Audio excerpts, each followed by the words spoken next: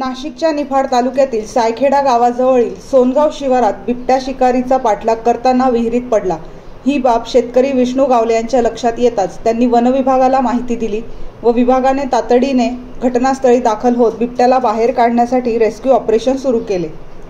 2 तासाच्या अथक प्रयत्नानंतर बिबट्याला विहिरीतून बाहेर काढत जीवदान देण्याचा वनविभागाला यश आले। या बिबट्याला निफाड येथील वनविभागाच्या रोपवाटिकेत आणत पशुवैद्यकीय अधिकाऱ्यांकडून तपासणी केल्यानंतर या बिबट्याला पुन्हा त्याच्या अधिवासात सोडून देण्यात आल्याची माहिती निफाड येथील वनविभागाने दिली आहे।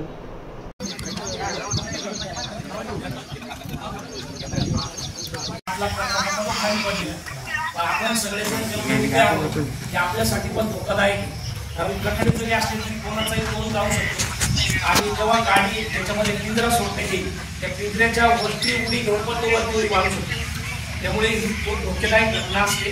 ती धोकादायक घटना टाळण्यासाठी आपल्याला सगळ्यांना बाजू व्हावं लागेल, त्याला शांत ठेवा।